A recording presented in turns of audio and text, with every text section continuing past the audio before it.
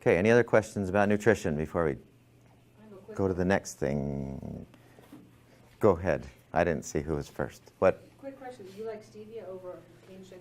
I don't know. I don't know if I've ever tried stevia. Because I know they have a Truvia, which is a spin-off, which has some serious chemical reactions in the brain.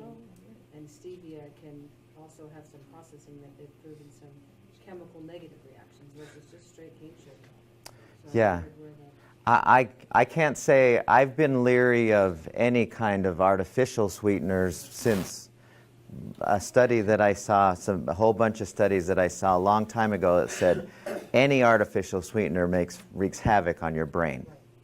And so I just said, okay, I'm sure I can do. We have bees. I have honey hives, and nothing better than pure honey under the sun. They're actually redoing a lot of those studies because I've been What do you mean redoing them? the studies about all of the like stevia, the sugar supplements that everybody are saying are better for you. They're coming out with more studies that are saying that they're actually worse for you than real sugar. Than real sugar?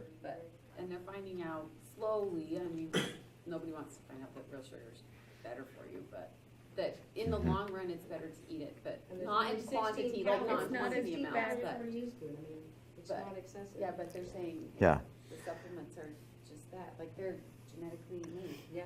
So the question is, if you have let's say yogurt. Let's just go with yogurt. This one's sugar-free, this one's got sugar in it. Which would you choose? Sugar. Yeah, I would too. If it says sugar-free on it and it tastes sweet, personally, I would avoid it at all costs. Anything sugar-free has an artificial sugar in it, which is a poison or an ant killer, and it's not good for you. Yeah, the body has no idea what to do with artificial sweeteners because we've never seen artificial sweeteners in our body doesn't, it's never encountered it prior to the last 25 years or so. So does that apply the same with like diet, soft drinks or whatever? Man, you're talking about one poison versus another one. But So I get in this argument with my dad all the time because I drink regular Mountain Dew and he drinks Diet Mountain Dew, which is the worst ones possible. But So his Mountain Dew is But more which poisonous one- than your Mountain Dew yeah, is. yeah, well, I would just avoid the sweeteners at all costs. That's just my mantra is don't ever eat anything with a sweetener in if I can notice that it's in there.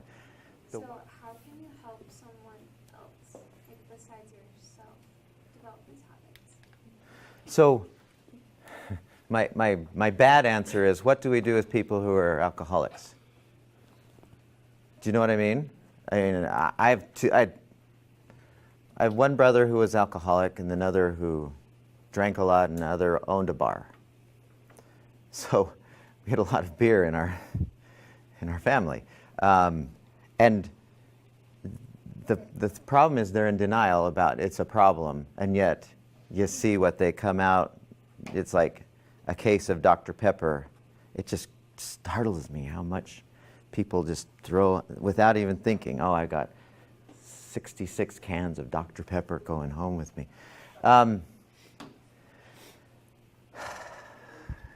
They have to realize it's a problem before you can do anything with them.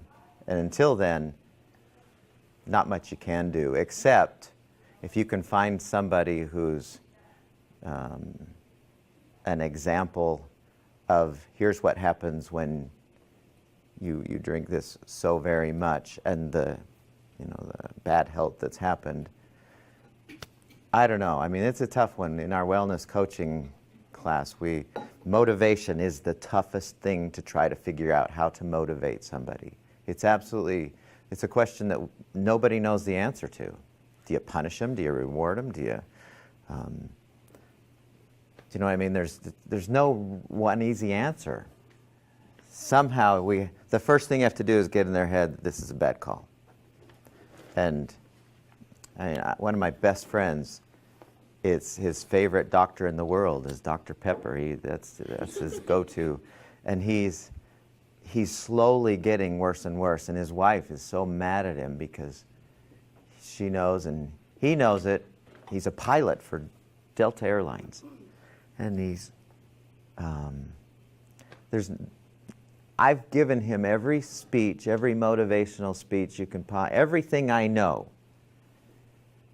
And he can't figure out why his health keeps getting worse. And I tell him, here's why, here's everything that you're doing, and he just won't believe it. But at some point, he'll have an event that will make him believe.